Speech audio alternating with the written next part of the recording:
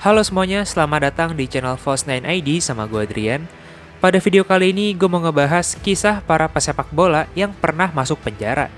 Gue milih topik ini karena akhir-akhir ini banyak sekali kasus pemain bola yang terancam masuk jeruji besi akibat pelanggaran hukum yang mereka lakukan.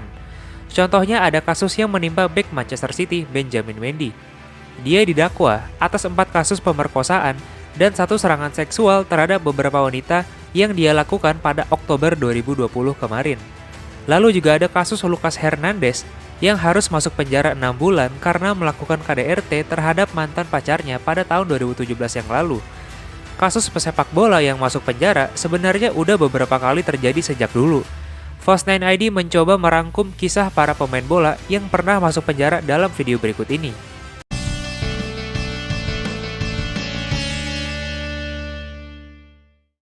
Yang pertama, Ronaldinho. Banyak yang gak nyangka kalau sosok kayak Ronaldinho pernah merasakan dinginnya jeruji besi.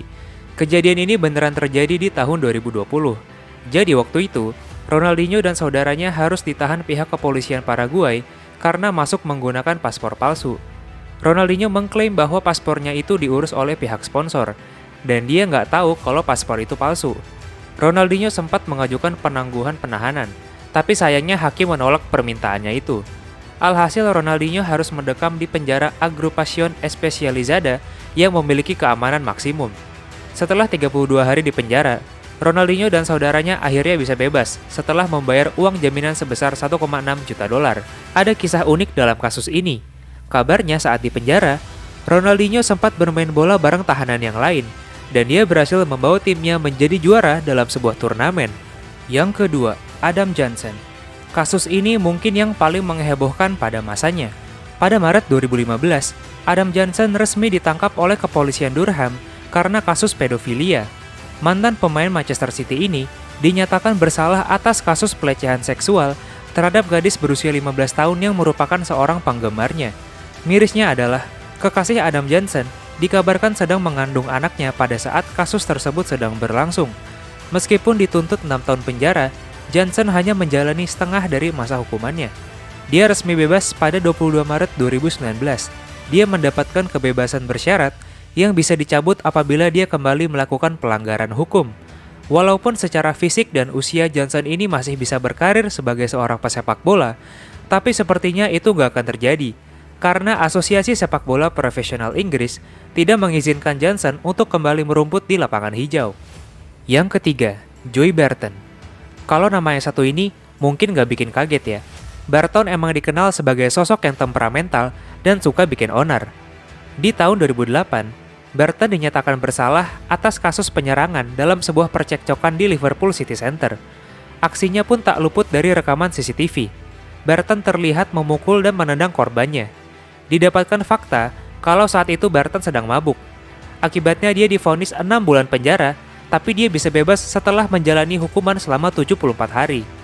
Setelah itu, Barton kembali di penjara setelah mengakui telah menyerang rekan setimnya di Manchester City, Ousmane Dobo, hingga babak belur.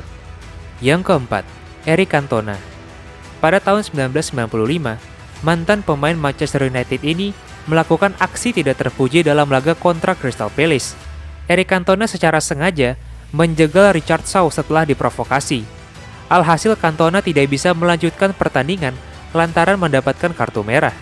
Saat hendak berjalan menuju ruang ganti, salah satu supporter Crystal Palace mengejeknya. Eric Cantona yang emosi langsung melakukan tendangan kungfu ke arah supporter tersebut. Akibat aksinya, Cantona dijatuhi hukuman 2 minggu penjara. Namun legenda MU itu akhirnya hanya menghabiskan 3 jam di penjara setelah dibebaskan dengan uang jaminan. Yang kelima, Tony Adams. Terakhir ada kisah Tony Adams yang inspiratif. Mantan bek Arsenal itu telah lama berjuang untuk lepas dari kecanduan alkohol.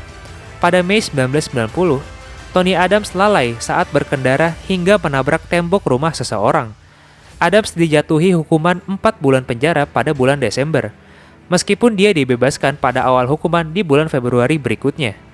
Selama pertengahan tahun 90-an, Adams secara terbuka mengakui bahwa ia memiliki masalah dengan kecanduan alkohol.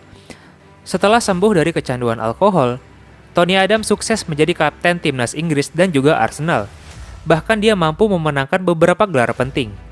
Dia juga mendirikan klinik yang bernama Sporting Change, yang bertujuan untuk membantu para atlet yang punya masalah kecanduan alkohol, obat-obatan, dan juga judi. Oke, sekian video dari gua harap informasi ini bisa nambah wawasan kalian.